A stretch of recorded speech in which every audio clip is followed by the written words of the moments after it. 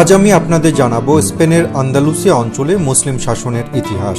আমার আন্দালুসিয়া অঞ্চল ভ্রমণের অভিজ্ঞতার উপর নির্ভর করে 5 পর্বের ভিডিও সিরিজ আপনারা দেখতে পাবেন লাইট হাউসে। আমি ঘুরে আসব এই অঞ্চলের 4টি শহরে, জানাবো মুসলিম শাসন আমলের নানা ইতিহাস আর ঐতিহ্যের কথা। কর্ডোবা, গ্রানাডা, রন্ডা ও সেভিয়া নামের এই 4টি ঐতিহ্যবাহী শহর সম্পর্কে জানতে চোখ রাখুন লাইট হাউসের পর্দায়। সাবস্ক্রাইব করুন আমাদের চ্যানেল, ক্লিক করুন বেল আইকনটি। আজকের পৃথিবীতে পশ্চিমা সভ্যতা, জ্ঞান, বিজ্ঞান, সাহিত্য আর সংস্কৃতিতে প্রায় সবার কাছে অনুকরণীয়।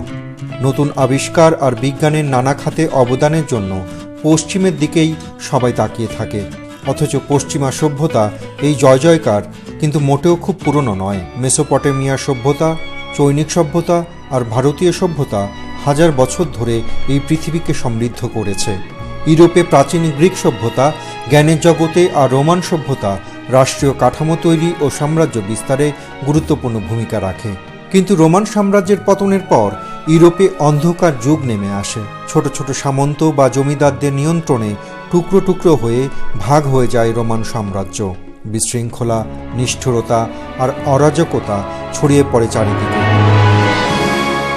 এই অস্থিতিশীলতা চলে ইতালির রেনেসা বা পুনর্জাগরণের আগে পর্যন্ত। তাই 5ম থেকে 15 শতক ইউরোপের ইতিহাসে পরিচিত অন্ধকার মধ্যযুগ হিসেবে। শুধু ইউরোপের বিবেচনায় মধ্যযুগকে নিষ্ঠুরতা ও নির্মমতার সমার্থক বানিয়ে দেওয়া হয়েছে। এমনকি আজকের দিনেও পত্রিকার পাতায় বা টিভির পর্দায় আমরা দেখি মধ্যযুগীয় বর্বরতার কথা। আমাদের চিন্তা ও ইতিহাস জানার পরিধি যে কতটা পশ্চিমা বা ইউরোপ অনুকরণ কেন্দ্রিক তা কিন্তু এ শব্দের ব্যবহার দেখেই বোঝা যায়। কারণ ইউরোপে বা পশ্চিমে যখন মধ্যযুগের অন্ধকার অধ্যায়, তখন পূর্বের সভ্যতা কিন্তু আলোয় পরিপূর্ণ। ভারতীয় আর চৈনিক সভ্যতা তখন উন্নতির শিখরে।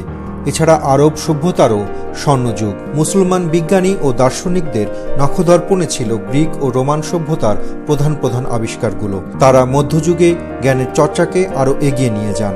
বিশেষ করে চিকিৎসা বিজ্ঞান, জ্যোতির্বিজ্ঞান, রসায়ন, উদ্ভিদ ও জীববিজ্ঞান, গণিত ও স্থাপত্যে তারা পুরো পৃথিবীর মধ্যে মধ্যযুগে শীর্ষে অবস্থান করেন। মুসলমানরা যখন স্পেন ও দক্ষিণ ফ্রান্সের কিছু অংশ জয় করেন, তাদের জ্ঞানচর্চার কেন্দ্র হয়ে ওঠে মুসলিম শাসিত আন্দালুস। মুসলিম বিজ্ঞানী ও দার্শনিকদের মধ্যে অনেকেই হয়ে ওঠেন কালজয়ী। জ্যোতির্বিজ্ঞানে গুরুত্বপূর্ণ ভূমিকা রাখেন ইবনে তুফাইল, নূর আদ-দিন আল বিতরুজি, মাসলামা আল মাজরিতি, ইব্রাহিম আল জারকালি। চিকিৎসাবিদ্যায় আবুল কাসিম আল জাহুরাই, আবু মারওয়ান ইবনে জুহর ও ইবনে রুশদ এবং কৃষিবিজ্ঞানে ইবনে আল আওয়ামের নাম ছড়িয়ে পড়ে বিশ্বজুড়ে। এর মধ্যে অনেকেই ছিলেন একাধারে চিকিৎসাবিদ, রসায়নবিদ, দার্শনিক ও লেখক। বহু গুণে গুণান্বিতদের মধ্যে ছিলেন ইবনে রুশদ ও আলী ইবনে হাজম। দার্শনিক হিসেবে ছিল আল ওয়ালিদ আত-তুতুসির খ্যাতি। শুধু পুরুষরাই নয়, আন্দালুসিয়া হয়ে ওঠে নারীদের জ্ঞান চর্চার কেন্দ্র।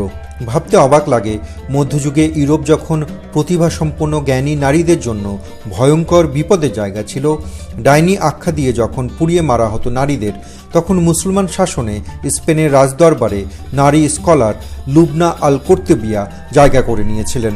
পিতা মাসলামা আল মাজরিতির মতোই তার মেয়ে ফাতিমা আল মাজরিতিয়া ছিলেন বিখ্যাত গণিতবিদ ও জ্যোতির্বিদ। স্বাভাবিকভাবেই এ অঞ্চলের জ্ঞান বিজ্ঞানের প্রভাব পড়ে বাকি ইউরোপে, আর এর মাধ্যমেই ইউরোপ রেনেসার পথ খুঁজে পায়। তাই নিঃসন্দেহে ইউরোপ মুসলমান সভ্যতার কাছে নানাভাবে ঋণী। ইউরোপে মুসলমান বা মরিশ শাসনকে একটি স্বর্ণযুগ হিসেবে অভিহিত করেন অনেক ইতিহাসবিদ। এর কারণ হচ্ছে সে সময়ের বিবেচনায় ইউরোপে যে কোনো অঞ্চলের চেয়ে মুসলিম শাসিত স্পেন উন্নত ছিল।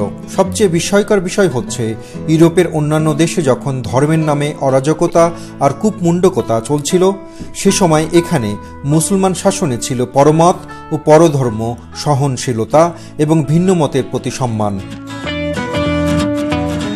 মুসলিম শাসকদের অধীনে অমুসলিমদের একটি বিশেষ কর দিতে হতো, যার নাম জিজিয়া কর। কিন্তু ইতিহাসবিদরা মনে করেন সে সময়ের বিচারে এটি অমুসলিমদের জন্য খুব বেশি অবিচারের উদাহরণ নয়, কারণ মুসলমান শাসনের অধীনে খ্রিস্টান ও ইহুদিদের ঘেঁটোতে বসবাস করতে হতো না বা তাদের আলাদা করে রাখা হতো না। তারা দাস ছিল না, তাদের ধর্ম পালনেও কোনো বাধা ছিল না, চাকুরি করার সুবিধা ছিল, তাদের প্রশাসনিক কাজে নিয়োগ করা হতো এবং সমাজ ও সংস্কৃতিতে অবদান রাখতে পারত। তবে অল্প কিছু ইতিহাসবিদ এর সাথে দ্বিমত করেন। তাদের মতে বিশেষ করে 1050 সালের পর থেকে অমুসলিমদের ওপর কঠোর বিধিনিষেধ আরোপ করা হয়। তবে সার্বিকভাবে অন্য রাজত্বের সাথে তুলনা করলে মুসলমান শাসনে ভিন্ন মতের মানুষদের জীবন স্বস্তির ছিল বলে মনে করা হয়। বিশেষ করে মুর শাসকরা 4টি শহরে অনেক উন্নয়ন করেন। এই 4টি শহর হচ্ছে কর্ডোবা, গ্রানাডা, রন্ডা ও সেভিয়া। এই 4টি শহরের মধ্যে কর্ডোবা পরিণত হয় বিশ্বের সেরা শহরের একটিতে।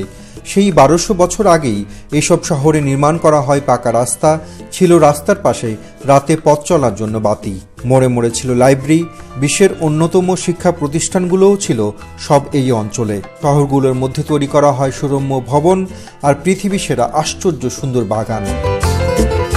এমনকি সরকারি উদ্যোগে তৈরি করা হয়েছিল হাম্মামখানা।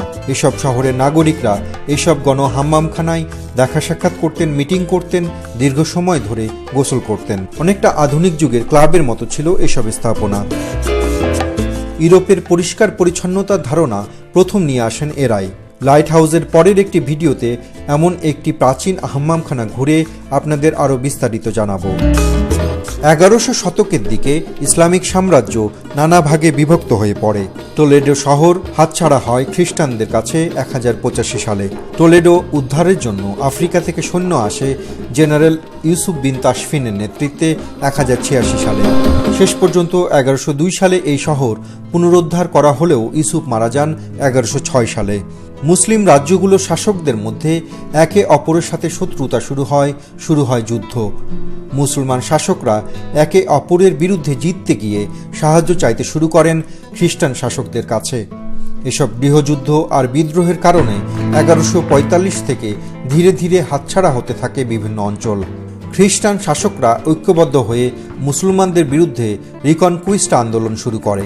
1492 সালে গ্রানাডার পতন হয়, আর এর মাধ্যমেই শেষ হয় ইউরোপে মুসলিম শাসন। পরবর্তী 4টি ভিডিওতে আমি ঘুরে আসব কর্ডোবা, গ্রানাডা, সেভিয়া ও রন্ডা শহরে।